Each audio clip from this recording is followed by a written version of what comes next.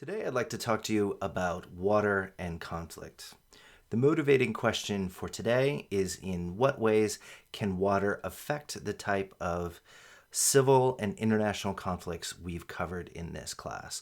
Specifically, where water resources are, how water comes and goes, how it's treated, and who uses it.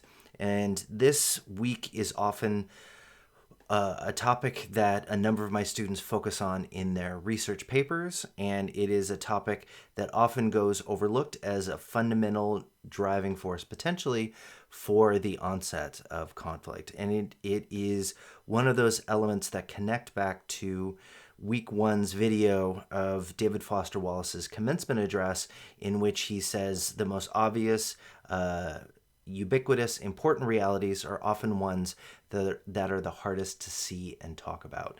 And I think nothing is more ubiquitous than water, right? All of us depend on it in a day-to-day in our daily lives for personal consumption and as part of the creation of all the other goods that we depend on in this world. And in a lot of the weeks of discussion that we've had so far in this class about environmental scarcity, climate change, and the drivers for conflict, water and who has it, who wants it, and how it's used is often a background condition to various elements of scarcity, whether agricultural production or people's ability to survive in desert areas or areas in which the climate is changing. And so today I wanted to spend a week talking about how water resources are important to understanding a lot of other elements and potential drivers for civil and international conflict. And I wanted to start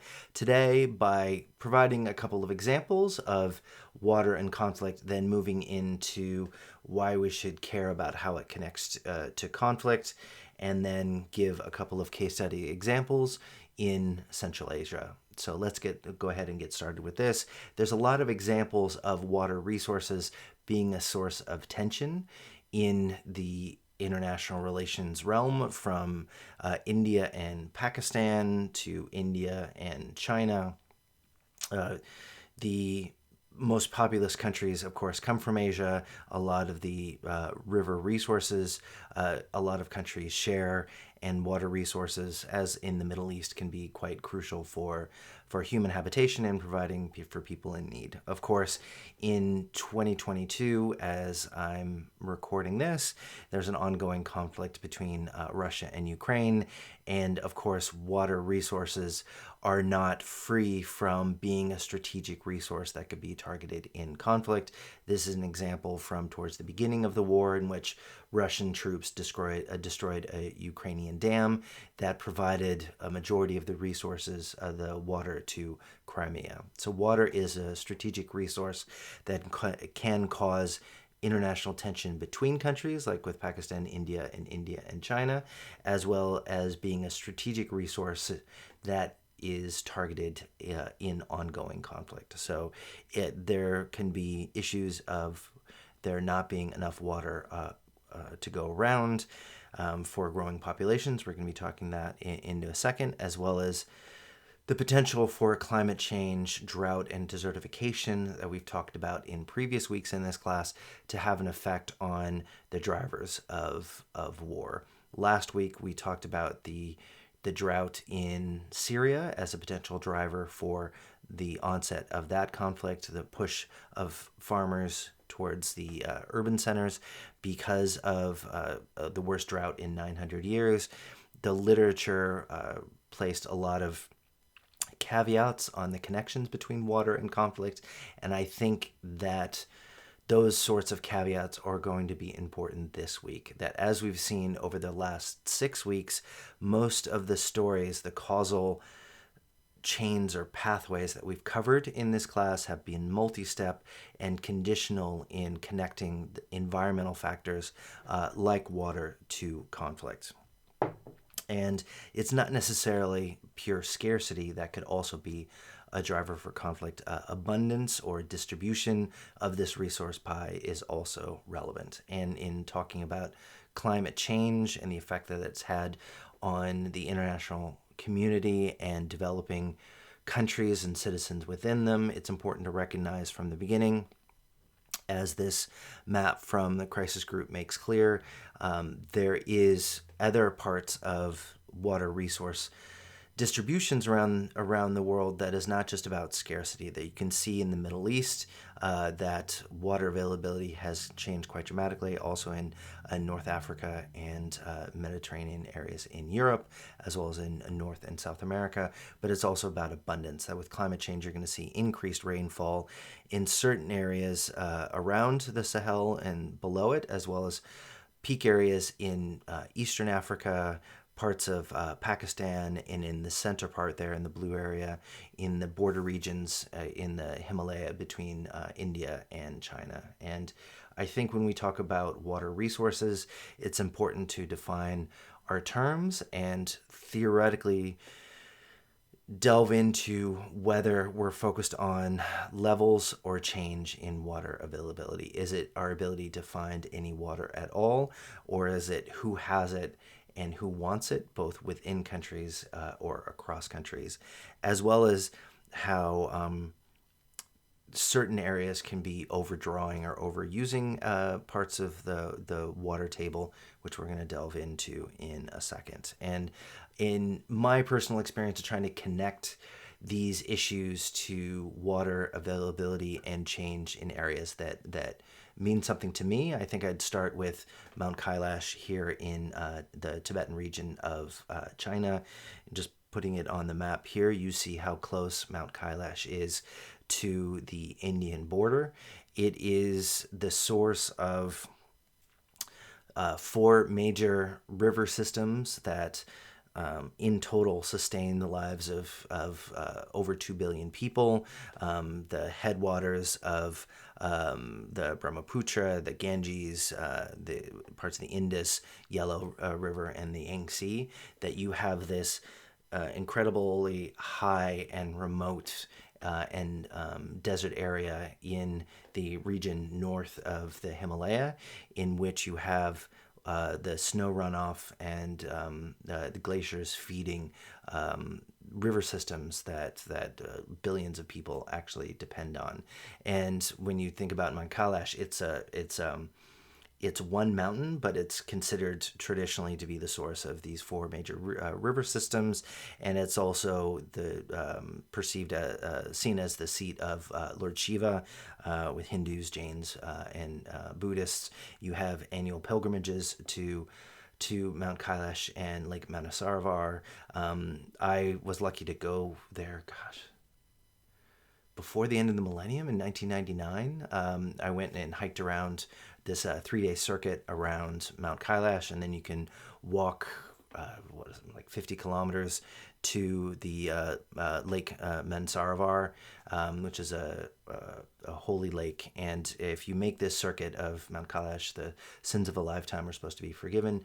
No one's actually made it to the top of Mount Kailash, though legend has it that one Buddhist monk did centuries ago, but it's now not able to be climbed. People do make this pilgrimage, and now, as we've seen in previous weeks with infrastructure reflecting national power, representation, and desire, the route that these Indian pilgrims took from India over the border into China was quite arduous, required a 3-week treacherous hike, or you could go through from Sikkim or Nepal to the east.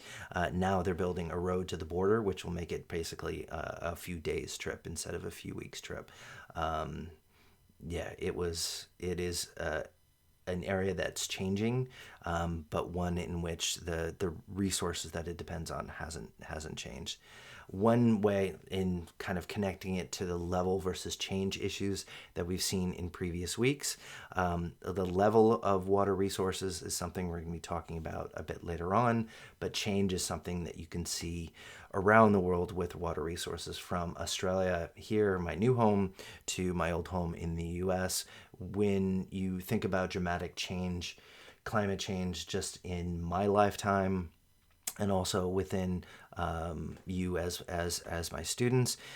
You see this photo here of Glacier Bay National Park. I haven't actually been there in Montana. It's been one of those places I've been wanting to go, but have never been able to go. And I worry that I'm not going to be able to go there before the last of the glaciers in Glacier National Park actually disappear because of increased temperatures and escalated melting. It is something that I've also seen in here, a place that I have been in Mount Kilimanjaro, in Tanzania, in which you have Hemingway made The Snows of Kilimanjaro famous. For those of you who aren't literature majors, a famous short novel, and this kind of vision of the beauty and remoteness of that part of the world. You have the snows in Kilimanjaro. This article, when was this article? From 2009, talking about how the snows in Kilimanjaro are disappearing, as well as the water resources that potentially come from it. I will link to a couple of interesting videos. Actually, this Red Bull one I think is the most visceral and beautifully shot, showing an ice climber in 2014 visited the summit and went ice climbing and came back in 2020, and just showing the difference, as you can see here, from these two bits of ice on the left in 2014 and on the right in 2020, how fast the ice is melting. I mean, I was there in 2001, and there was not really that much ice or glaciers at the top of Kilimanjaro, and now it seems like there's dramatically less than when I was there. Not something that's unique to Kilimanjaro. Maybe you've been meaning to go to Iceland. They also have declining glacier coverage similar to Greenland. I just was taken with this visceral comparison between satellite photos in 1989 and 2019, in which you have the ice basically disappearing, and as a result they built this plaque in 2019 to commemorate the disappearance of this glacier.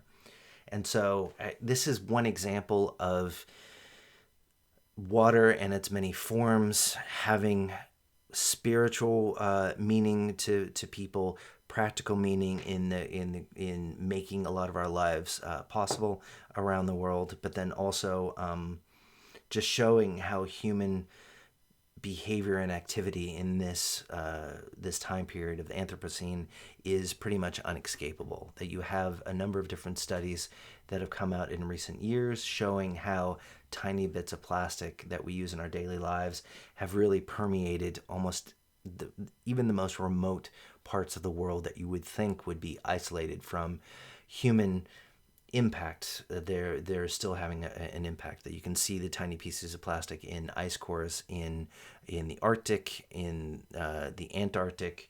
You can see the microscopic examination of these ice cores that show how plastic has found its way even the most remote parts of the world. It's also had an impact just in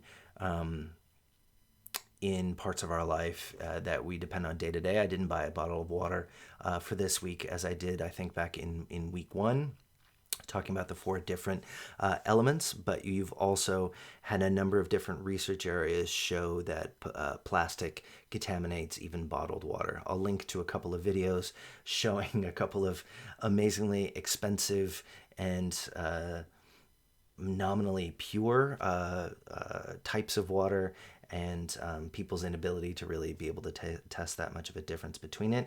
But there is discernible levels of plastic even in most bottled water. Other ways that we can link to it, tea plantations here in Australia. We're going to get into food production a bit more in a lot more detail next week.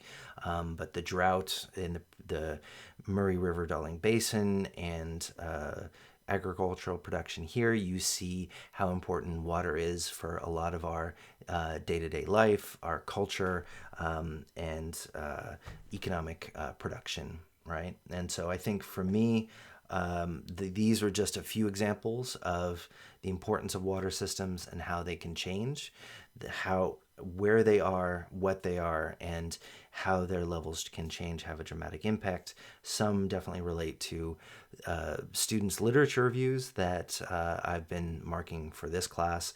And so I think there's going to be a number of students in this class that are really motivated and really engaged with this topic particularly.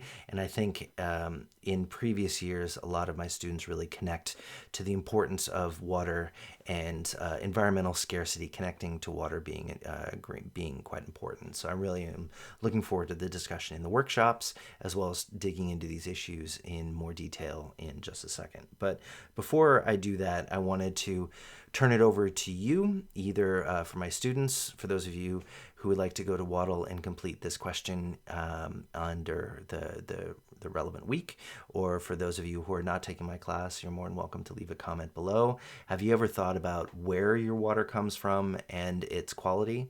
And if so, why? Have you ever really had to try to think about it? And if not, why not?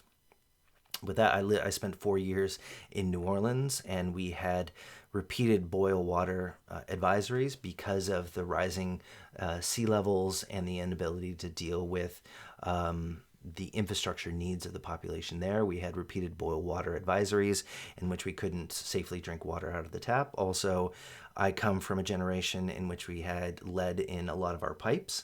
And so I think for me, I've had to have periods in my life in which I've thought more or less about the water that I drink. Also, when traveling, I've had bottles of water recycled on me unknowingly, and one I had a bit of gasoline in a bottle of water. I've never tasted gasoline before, and thankfully not since, but I'd be interested to hear your take on your experience about where and how you get your water. With that, I will end this section and turn it over to human development and conflict reasons for why we should care, and how water fits into the issues related to human security and development that we've talked about so far. So let's get on with that.